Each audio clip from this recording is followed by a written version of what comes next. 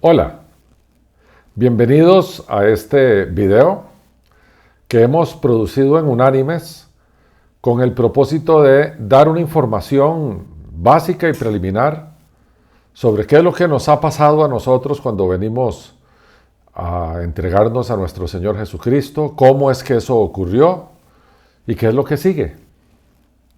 Acompáñenme entonces en este video para ver paso por paso qué es lo que ha pasado en nuestras vidas. Lo primero que nos preguntamos es, ¿qué pasó cuando nos entregamos a Cristo? Y para hacer eso, tenemos que comprender nuestra condición anterior. ¿Qué es lo que dicen las Escrituras de cómo nos encontrábamos? Bueno, lo primero, la Escritura usa una metáfora bien interesante, nos compara con seres muertos, o digamos, separados, porque estamos separados espiritualmente de Dios. Estamos separados del espíritu de vida. Y así lo dice el apóstol Pablo en la carta a los Efesios en el capítulo 2, que leemos.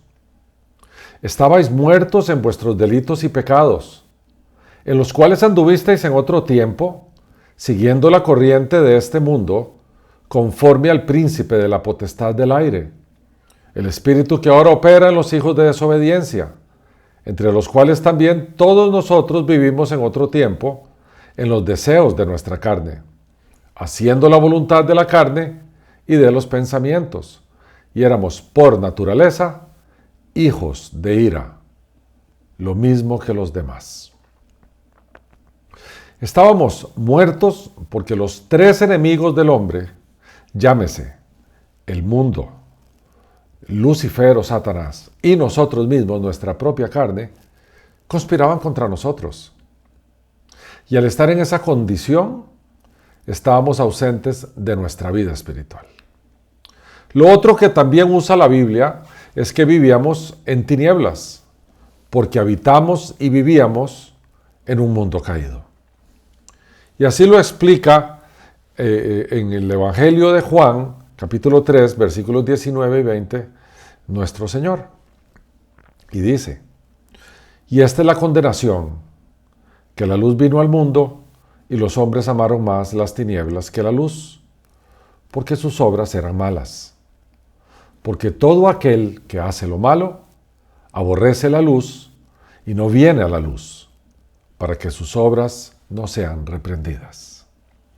No solamente vivíamos en tinieblas, pero vivíamos agradablemente en tinieblas. Y lo otro que nos dice la Escritura es que éramos prisioneros, estábamos presos. La gente cree que es libre, no lo es.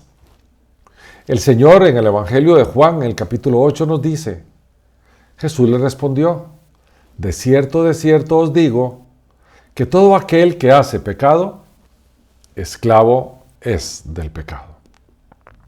Así nos encontrábamos, muertos viviendo en tinieblas y prisioneros. ¿Qué hizo el Señor por nosotros? En esa condición nosotros no podíamos hacer nada. Estábamos muertos y los muertos no hacen nada. Estábamos presos y encerrados en las tinieblas. O sea, allí no había ninguna posibilidad de vida. Entonces un agente externo a nosotros, llámese nuestro Señor Jesucristo, tiene que intervenir necesariamente para que nosotros cobremos vida y entonces funcione todo ese orden de salvación que vamos a explicar a continuación. Lo primero que Él hizo es que nos dio vida. Pablo, en el mismo texto que leímos de los Efesios, dice, y Él os dio vida a vosotros. También Jesús, hablándole a un famoso fariseo, maestro de la ley, allá en el capítulo 3 del Evangelio de Juan le dice, de cierto te digo, que el que no naciere de nuevo no puede ver el reino de Dios. Por lo tanto, todos los que vamos a ver el reino de Dios lo vamos a hacer porque nacimos de nuevo. O sea, tenemos una nueva vida. Y Pablo en la segunda carta que le envía a la iglesia en Corinto dice, de modo que si alguno está en Cristo, nueva criatura es. Las cosas viejas pasaron y aquí todas son hechas nuevas. Entonces estábamos muertos Él nos dio vida. Vivíamos en tinieblas y ahora Él nos pasó de las tinieblas a la luz. Así lo explica Pedro en su primera carta cuando dice: mas vosotros sois linaje escogido, real sacerdocio, nación santa, pueblo adquirido por Dios, para que anunciéis las virtudes de aquel que os llamó de las tinieblas a su luz admirable. Entonces ya vemos que estábamos muertos y nos dio vida. También vivíamos en las tinieblas y nos pasó la luz. Y éramos prisioneros del pecado y ahora nos hizo libres. Y así lo explica Jesucristo. Y dice: así que, si el Hijo os libertare, seréis verdaderamente libres. ¿Cómo hizo todo esto? ¿Qué fue lo que pasó para que funcionara todas estas cosas y en qué orden fueron hechas? Bueno, lo primero, como ya vimos, estábamos muertos y nos hizo nacer de nuevo. A ver, la metáfora usada aquí es para que nosotros entendamos que si en nuestro nacimiento natural nosotros no decidimos nacer, en nuestro nacimiento espiritual tampoco.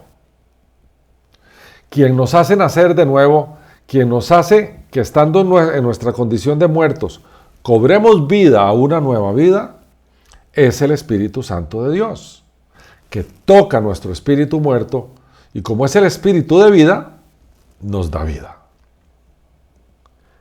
El Señor, en el Evangelio de Juan, de nuevo, a Nicodemo le dice: en verdad te digo que el que no nace de agua y del Espíritu no puede entrar en el reino de Dios. Entonces ya antes nos había dicho que hay que nacer de nuevo y ahora nos dice quién nos hace nacer de nuevo. Nos hace nacer de nuevo el Espíritu de vida, o sea, el Espíritu Santo. Y cuando nosotros nacemos de nuevo, o sea, ya tenemos vida, se nos abren nuestros ojos y entonces el mismo Espíritu Santo nos muestra nuestra condición. Porque una de las funciones del Espíritu Santo es esa. El Señor en la última cena lo explicó así y se narra en el capítulo 16 del Evangelio de Juan. Cuando Él venga, está hablando del Espíritu Santo, convencerá al mundo de pecado, de justicia y de juicio. Bueno, ahora no sabemos que estamos vivos, nos damos cuenta que somos pecadores. Somos conscientes de que vivimos una vida que no agrada a nuestro Señor. Y entonces ahora tenemos que cambiar, tenemos que virar. Tenemos que cambiar nuestra forma de pensar, nuestras aspiraciones, tenemos que cambiar de ruta, de camino. Ya no es la vida que deseábamos vivir, ahora es la vida que el Señor desea que vivamos. A eso la Biblia le llama arrepentimiento. Es un cambio total. Y para que nosotros lleguemos ahí, el Señor produce a nosotros una profunda aflicción, porque somos conscientes de nuestro pecado y somos conscientes contra quién hemos pecado. Del Dios amoroso, santo, bueno, perfecto, que nos dio vida. Y así lo narra Pablo en la segunda carta enviada a la iglesia en Corinto cuando dice: porque la tristeza que es según Dios produce arrepentimiento para salvación. El Señor produce esa tristeza y esa tristeza o aflicción nos lleva a desear el cambiar de ruta, el cambiar de vida. Y ese cambio es para salvación. La dificultad que tenemos aquí es que nosotros solos somos incompetentes para cambiar. No podemos cambiar. El problema con esto es que nuestra naturaleza caída, nuestra proclividad a pecar y nuestra imposibilidad de no pecar nos hace incompetentes. Y así lo explica Pablo en la segunda carta a los Corintios cuando dice: y tal confianza tenemos mediante Cristo para con Dios. No que seamos competentes por nosotros mismos para pensar algo como de nosotros mismos, sino que nuestra competencia proviene de Dios. Y ahora entendemos que debemos cambiar, pero que es imposible que cambiemos por nuestros propios medios y por lo tanto tenemos que buscar al que sí nos puede cambiar. Y en ese momento también recibimos un regalo, porque nosotros no tenemos la suficiente convicción de quién es Dios, de qué ha hecho Dios, de cuál es la inmensidad de nuestro Dios. La Biblia define la fe como la certeza de lo que se espera y la convicción de lo que no se ve. Tenemos que creer para después confiar. Sin embargo, eso no es natural en el ser humano. Nos tiene que ser dado. Y se nos da como un don, como un regalo del Espíritu. Y así lo explica el apóstol Pablo en 2 cartas, una a los Efesios y la otra a los Gálatas. A los Efesios les dice, porque por gracia sois salvos por medio de la fe. O sea, la fe es el medio a través del cual somos salvos. Y dice el apóstol, y esto no de vosotros, pues es un don de Dios. O sea, es un regalo que Dios nos da. El creer en Él, el tener la fe para creer en Él. Y a los Gálatas Él les dice que la fe es parte del fruto que el Espíritu Santo nos da a nosotros. Dice más, el fruto del Espíritu es amor, gozo, paz, paciencia, benignidad, bondad, fe. Por lo tanto, la fe es un regalo de Dios.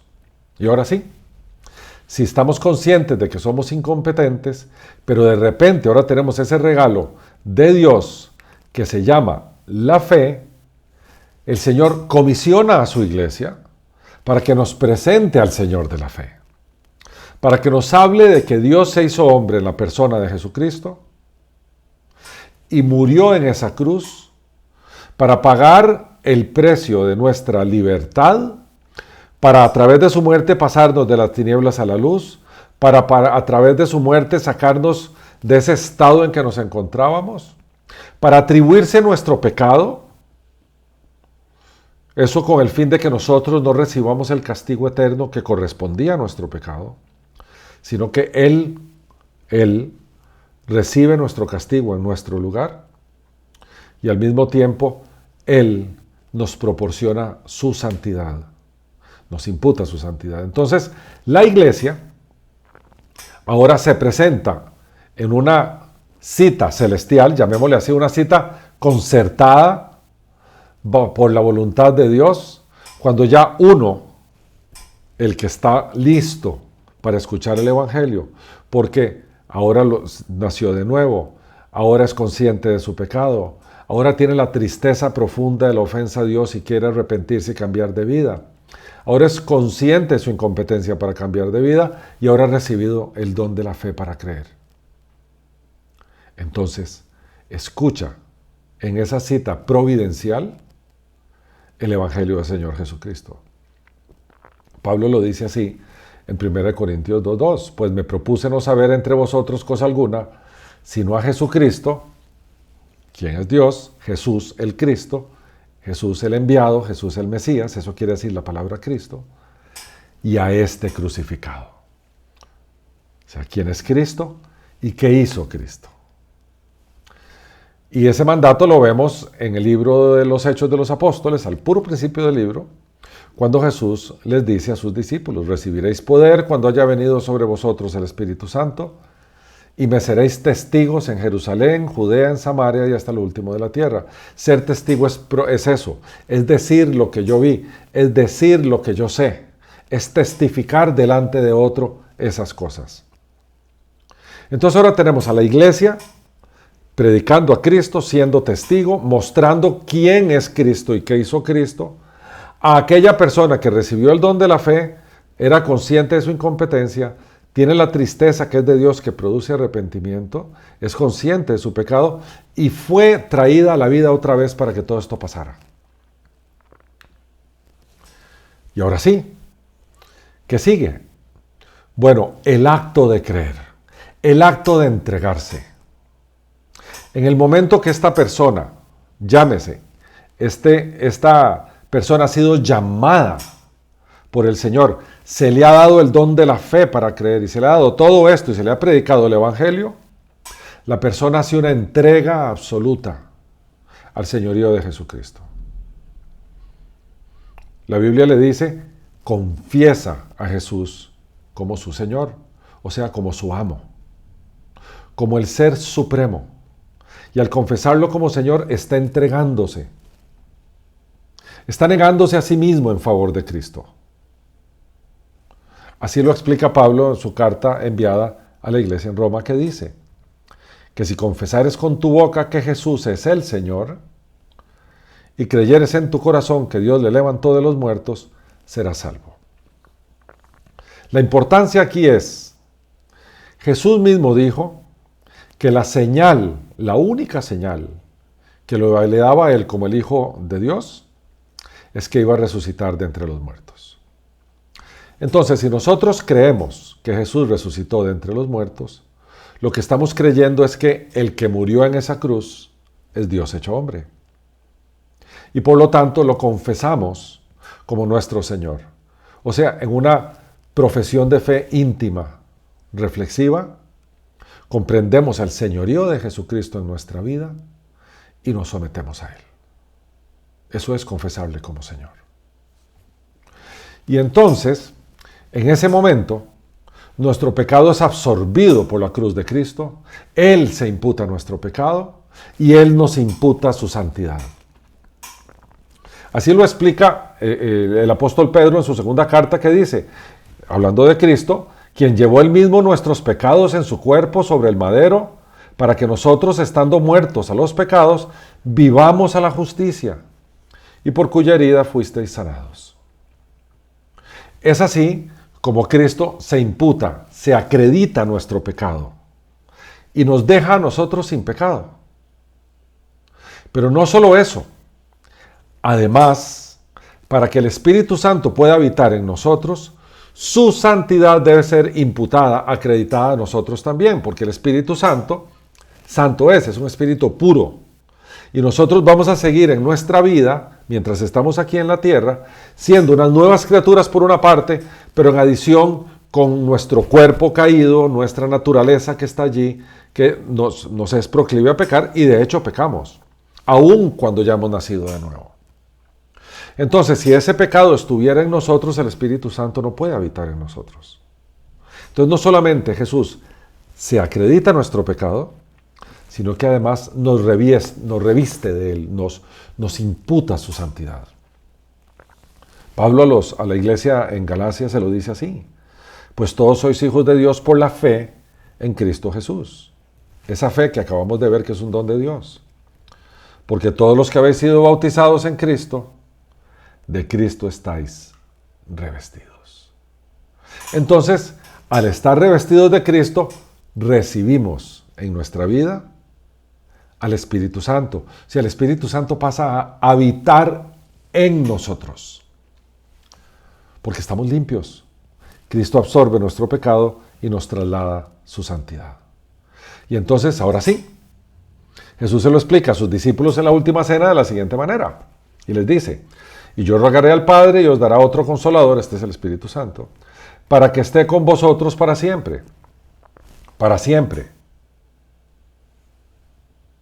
Y el Espíritu de verdad, el cual el mundo no puede recibir porque no le ve. O sea, el Espíritu Santo no habita en cualquier persona, ni le conoce. Pero vosotros le conocéis, porque mora con vosotros. Al estar Cristo con ellos, su Espíritu está con ellos, de forma externa. Pero Cristo, a partir de la última cena, iba a ir a esa cruz. Y como resultado de la cruz, nos iba a imputar su santidad y se iba a imputar nuestro pecado. Y nos iba a dejar preparados para recibir al Espíritu Santo. Y a eso se refiere ahora cuando dice, estará en vosotros. Eso está en un tiempo futuro. Ese verbo está conjugado en forma futura. Porque en la última cena, Él todavía no había ido a la cruz. Entonces el Espíritu Santo no podía habitar en los discípulos porque ellos estaban en su pecado todavía. La cruz los saca de su pecado, le imputa la santidad de Cristo y ahora el Espíritu Santo puede habitar en ellos. Y como podía habitar en ellos, puede habitar en nosotros. Y entonces nos bautizamos. Ese es un mandato que Jesús hace. Jesús desea, Jesús quiere que nosotros representemos públicamente este proceso que se dio interiormente. Así lo explica Pablo en la carta a los Romanos en su capítulo 6, que dice: ¿o no sabéis que todos los que hemos sido bautizados en Cristo Jesús, hemos sido bautizados en su muerte? O sea, estamos representando. El bautismo cristiano es en agua, es por inmersión, y lo que hace el que bautiza es sumerge a la persona en el agua. En ese momento está asemejando la muerte de Cristo. Entonces dice, hemos sido bautizados en su muerte, porque somos sepultados juntamente con él para muerte por el bautismo, a fin de que como Cristo resucitó de los muertos por la gloria del Padre, así también nosotros andemos en vida nueva. Cuando nosotros salimos del agua, estamos representando la resurrección de Jesucristo.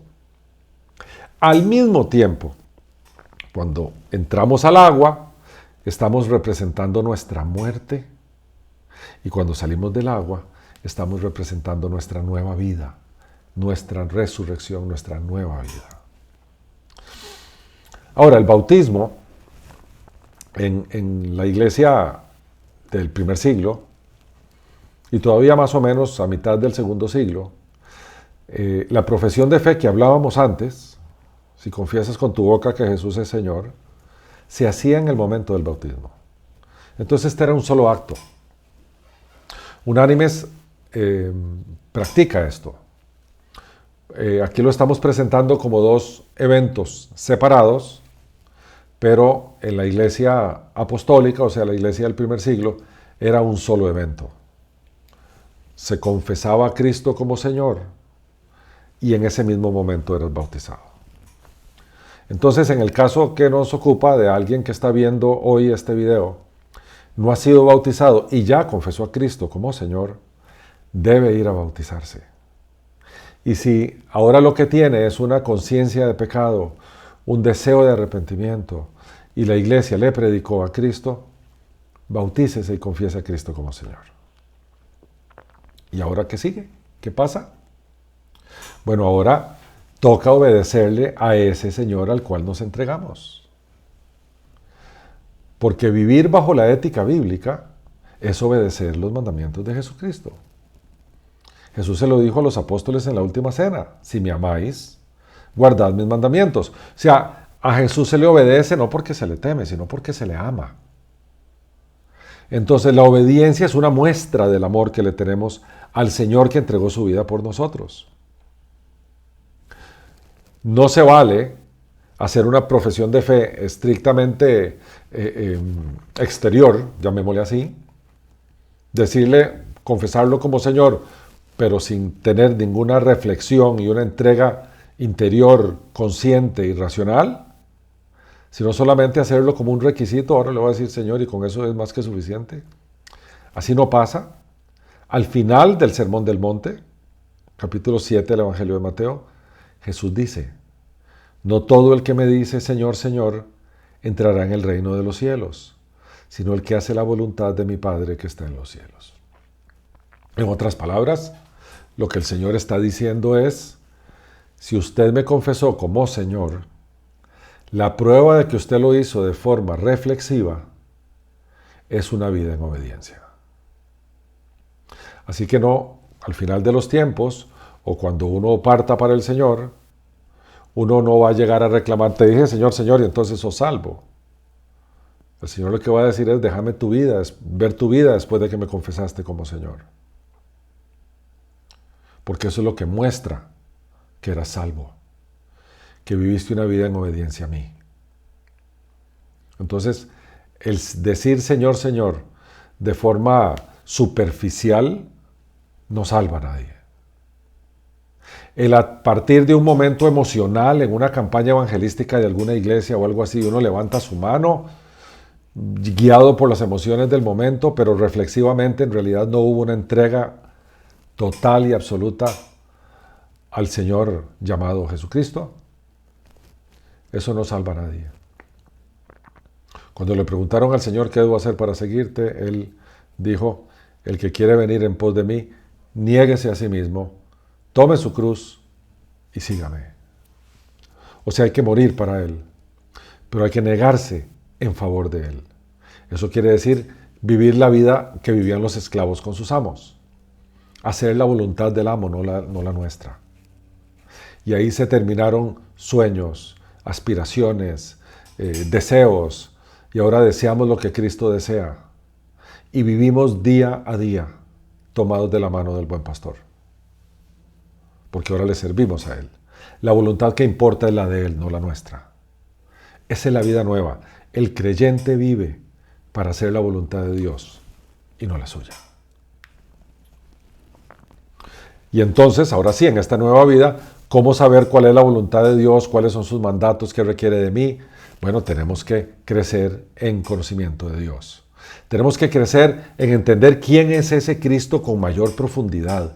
¿Cuáles son los atributos del Dios creador de los cielos y la tierra? Tenemos que profundizar en conocer a Dios para amar más a Dios. Porque, en verdad, no podemos amar a quien no conocemos. Y aquí, básicamente, de oídas lo conocimos. Nos entregamos a Él por una convicción del Espíritu Santo. Usamos la fe que nos dio el Espíritu Santo para creer. Y nos entregamos a Él escuchando un llamado. Pero ahora toca conocerle más. Ahora toca seguir adelante entendiendo sus mandatos. Porque así lo dice el mismo Señor Jesucristo.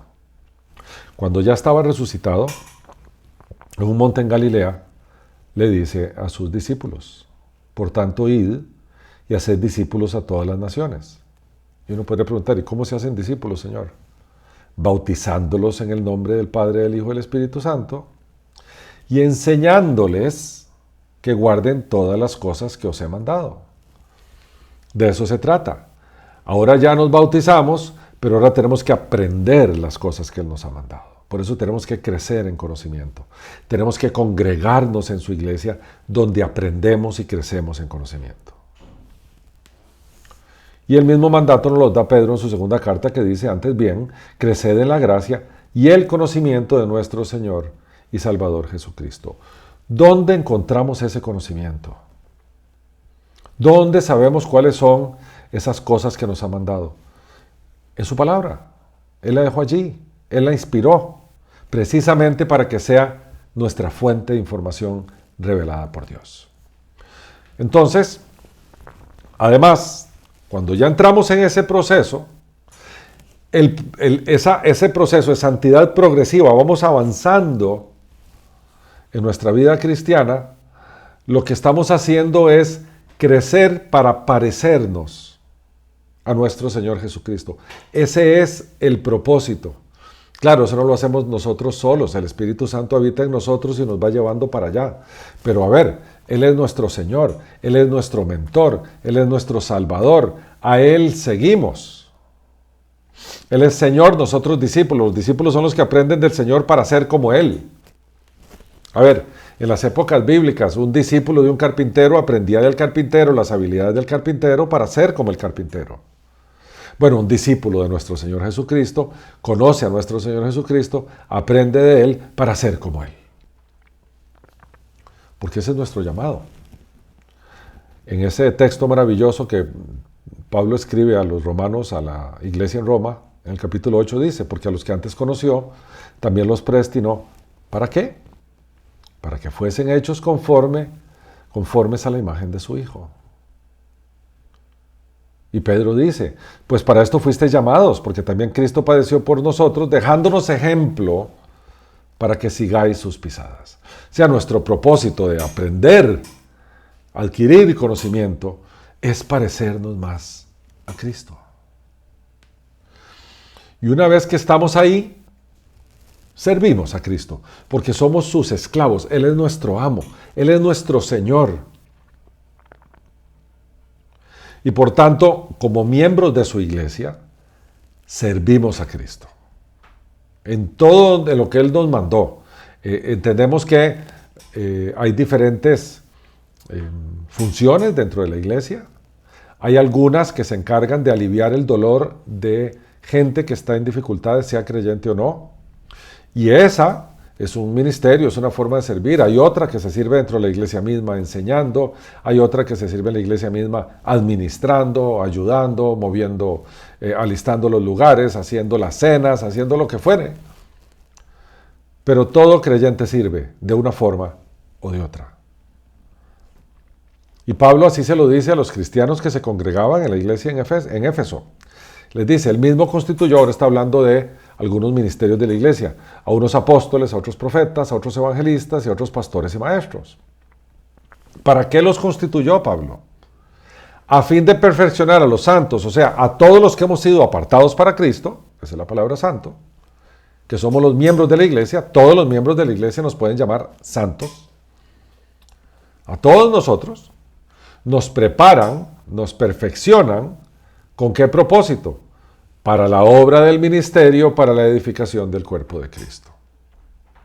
Porque el cuerpo de Cristo está constantemente edificándose. Para eso nos congregamos, para eso somos la asamblea de Cristo. La iglesia, o el término que usa la Biblia en griego, la eclesía, es para edificar la iglesia. Nos edificamos en ella. ¿Quién la edifica? Todos nosotros. ¿Quiénes nos preparan? Los pastores, maestros y todas estas personas que estaban aquí en el primer siglo, que después ya se fueron afinando un poco más en el tiempo.